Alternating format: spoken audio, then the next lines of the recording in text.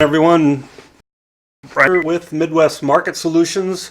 This is our closing market commentary. It's Market Insider TV on Monday afternoon, November the 13th. I've already sent out a link to this, but I was on a new podcast this afternoon, and we'll be making frequent appearances on there. Every Monday, they have a market analyst talking about the markets. Ag News Daily is the site. They have podcasts each and every day, but if you want market analysis, Mondays is the day they do that. I did send out the link, and I will be a frequent guest going forward on that podcast. Of course, tomorrow we have RFD TV on our table. Wednesday is Sirius Satellite Radio, and all kinds of other, media and other interviews. But really, the best place to go, the most consistent, is to our website, MidwestMarketSolutions.com.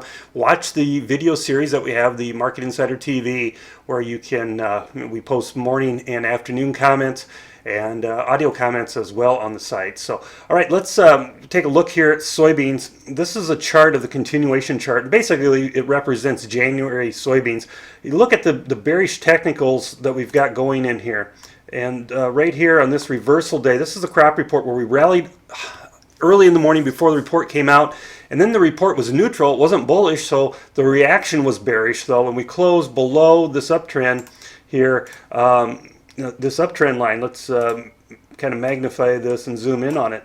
We closed below the uptrend line on Thursday. Friday we rallied back up to the uptrend line and could not get above it. And then today we broke through this area of support here and closed sharply lower on the session. So we're way below this uptrend line. This was the support that I was talking about. We closed below that support, and our next support comes down in here about 970, about a nickel lower. If we look at a July contract, a July chart here, I want to pull that up.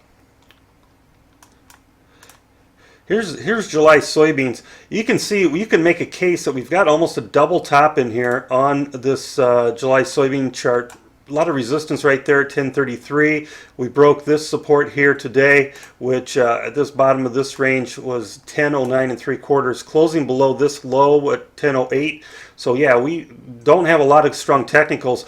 We're going to have support down in this area, the 990, and hopefully we get a rally, a seasonal rally back into this time frame in here. Let's look over at seasonals. We'll go back to this continuation chart and look at seasonals.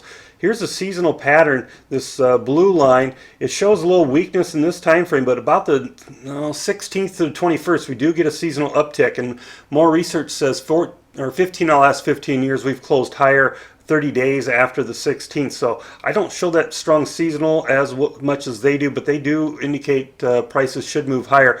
If we get some higher prices because of weather, lack of farmer selling, whatever, I think you got to be looking at making sales in the soybean contract. Our demand has certainly slowed down.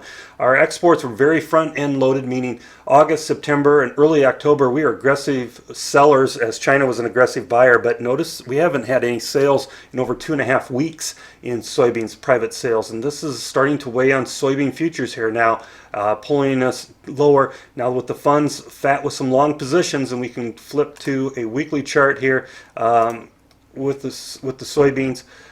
This shows our fund positions in here, right here, this black line. They've got some long positions, not as bullish as they were back in 16 and early 17, but 67,000 contracts net long. You see the uptrend on the weekly charts is being broken. This could be a big signal to the fund traders to liquidate longs. Look at the commercial positions here. It's bearish, and this does show the Commitment of Traders report from this afternoon. So not much good to say about technically the markets in here. Beans down nearly 12 cents today. Corn just a penny and a quarter lower as we just dropped an inside type session, and wheat futures led by Minneapolis sharply lower today, 6 to 7 lower in Chicago, Kansas City. Commitment Traders is bullish, as you can see, but Minneapolis down 13 to 14 cents. Cattle futures also had a negative day. We'll look at a chart of cattle here.